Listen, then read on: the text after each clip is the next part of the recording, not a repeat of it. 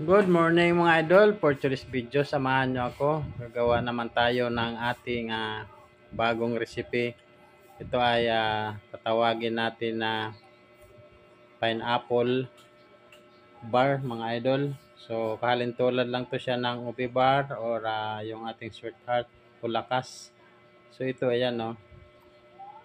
Bali yung flavor natin dito is pineapple.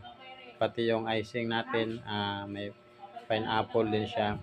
So ayan mga idol, panoorin nyo lang no kung paano natin ito gagawin. At napaka bango nitong amoy nito at napakasarap pag kinain mo kasi lasang-lasa mo talaga yung juice.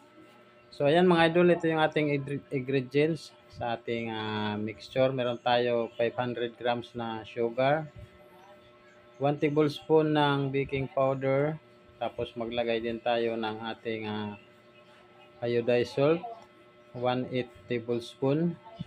So yung ating vanilya, bali tsansyahan lang mga idol ang paglagay ng vanilya. Depende na lang sa inyo kung gaano kadami. Bali dito maglalagay din tayo ng isang itlog. Pero ang ilalagay natin dito na itlog isang ano lang, egg yolk. Bali yung egg white isa hiwalay natin.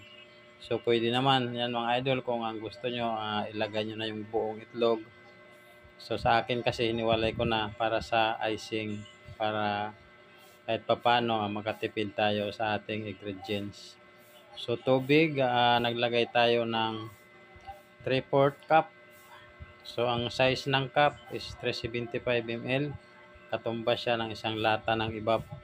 So naglagay din ako dito ng margarine, 200 grams. Margarine ang ginamit ko dito. Doon sa lakas or sweetheart or ube bar, ang ginagamit natin is lard. Pero dito pwede naman kayo gumamit ng lard. So ayan mga idol, i-mix lang natin hanggang matunaw yung ating asukal. Pati na rin yung ilagay natin na asin bago tayo maglagay ng ating harina. Bali yung harina natin dito na ginamit is third class, 1 kilo mga idol. So i-mix lang natin to mabuti hanggang wala na tayong makita na puti na harina. Ibig sabihin okay na yon pag wala na tayong makita na namumuo-muong mga harina mga idol. So bali lalagay din natin to sa ating molder. So para doon sa mga baguhan mga idol na gusto matuto ng mga iba-ibang klaseng tinapay, bisitahin nyo lang yung ating mayroon tayo profile page, Robert Habon, tapos dito ating simpleng panadero. Madalang lang tayo makapag-upload mga idol kasi busy talaga tayo. So naglagay pala ako ng yan yung ating pineapple juice, no? Hindi ko na ipakita. Pero hindi ko lang siya inubos paglagay kasi yung iba ilalagay naman natin doon sa ating icing. So napakasarap talaga, pagkakaiba talaga yung lasa nito mga idol kasi parang wala pa akong nakita na ganito na gumawa. Parang siguro first time to, ewan ko lang, di ko alam, basta wala pa akong nakita. So ayan mga idol, lagay na natin dito sa ating molder. So sa paglagay naman dyan, kung wala kayong ganyang parilya na kagaya sa akin, is pwede naman kayo dyan gumamit ng bote or kamay lang hanggang mapantay siya. So importante lang naman siya na mapantay para pag naglagay tayo ng ating icing sa ibabaw is hindi mahirap, madali lang natin siyang mailalagay. So ayan, pagkatapos ay butasan natin ng tinidor. Ayan, binubutasan talaga natin yan para mawala yung hangin sa ilalim, no? Kasi kung hindi natin butasan, lulubo yan mga idol. So para maging hindi siya lulubo, ganun ang ginagawa natin. Salang na natin to mga idol. Bali ang init ng ating oven ay pwede to siya sa medium heat or malakas na apoy is pwede rin to siya.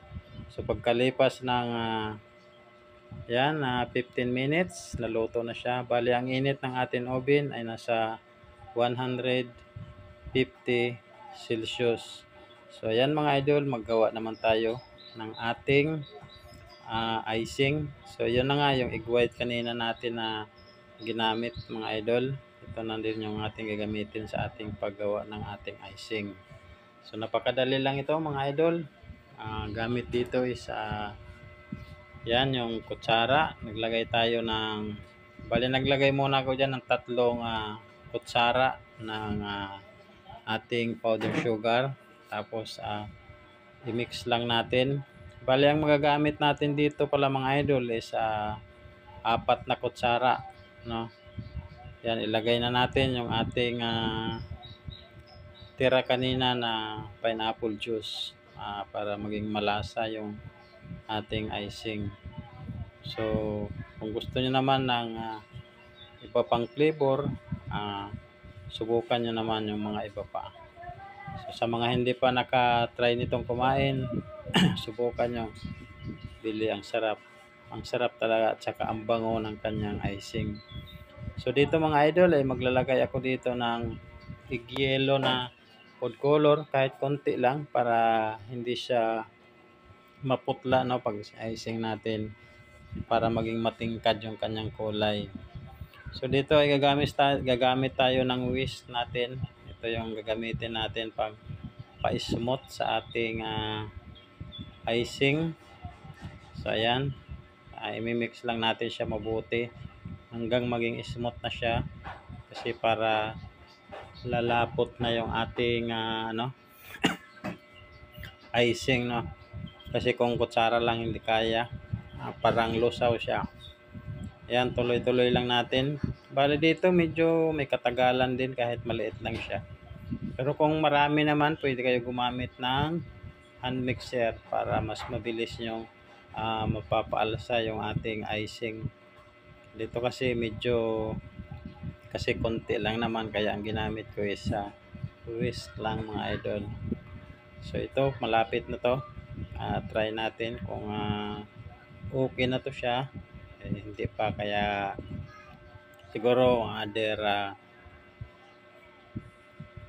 3 minutes ko uli minasa siya. So yan mga idol, tuloy lang natin. So bali inalalayan ko lang siya dito sa ating kutsara, no, para mas lalo siyang maging smooth bago natin i-icing. Tamang-tama lang din to habang gumagawa tayo is na-slice na natin, no. Na-slice na natin yung ating pinakamamon, kaya malaki na din siya.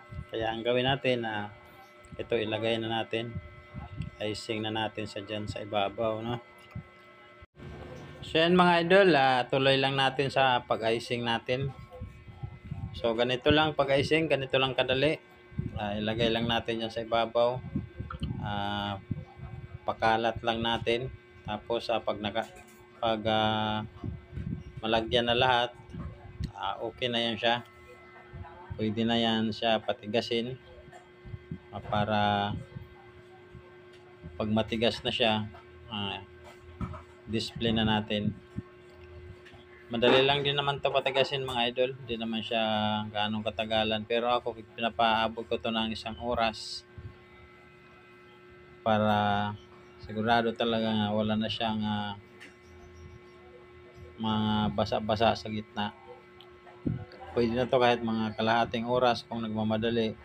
Okay na yun siya.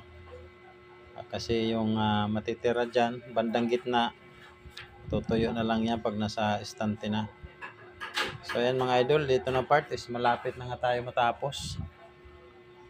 Ayan, bali pinipinis na lang natin yan. Tapos ito, tapos na tayo.